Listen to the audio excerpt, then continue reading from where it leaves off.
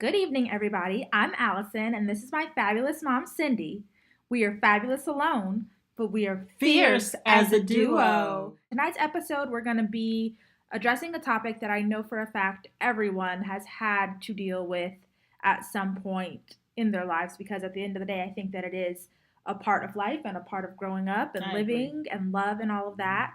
We're going to be talking about forgiveness. Forgiveness is the decision or choice to give up the right for vengeance, retribution, and negative thoughts or actions towards an offender in order to be free of anger and resentment. It honestly promotes healing and restoration of inner peace.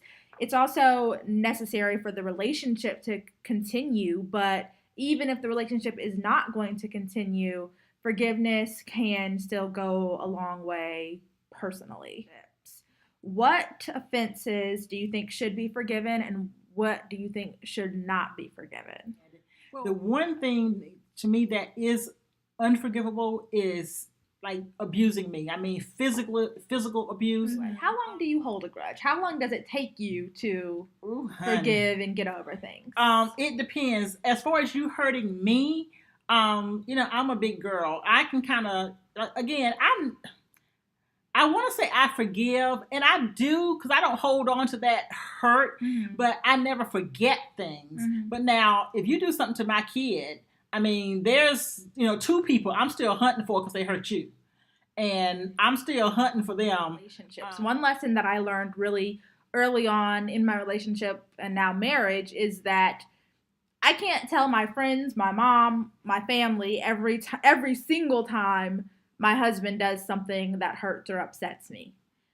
And even though sometimes that may be difficult because you want to tell, you want to spill to them, the reason that you cannot tell them is because they're still going to be mad at that person, and you're not. You're in love with him, they're not. Again, my motto with forgiveness is I forgive you, and by saying I forgive you, that means I know what you did and I see you, and I'm going to let it go, but I'm not going to forget that you did it. Exactly. I think that's important. We're not at all saying pretend like nothing ever happened. But right. You do have to forgive, and you do have to move on. It's something that I'm still working on, obviously, as I shared in that one story. But it is really important just for your own well-being, and mental health. Exactly. So not forgiving someone, honestly, is going to hurt you more than it's going to hurt the other person over time, especially if you're in a situation where the other person doesn't even realize that you haven't forgiven them or is not even thinking about you.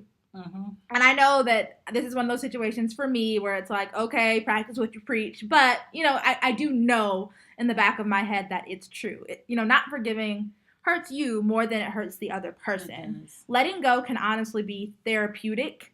And the old saying, forgive but don't forget, has a lot of truth to it. You can forgive and not continue the relationship. You can forgive and still keep in the back of your mind, okay, I don't trust this person 100% because they did X, Y, Z. But you do still need to forgive because you do still need to deal with it and let go of the hurt. So if there's anybody that you need to seek or grant forgiveness to tonight, we urge you to do that. Maybe do a little journaling. Maybe give them a call. We shared with you the steps of seeking and granting forgiveness. And, we urge you guys to use them if necessary.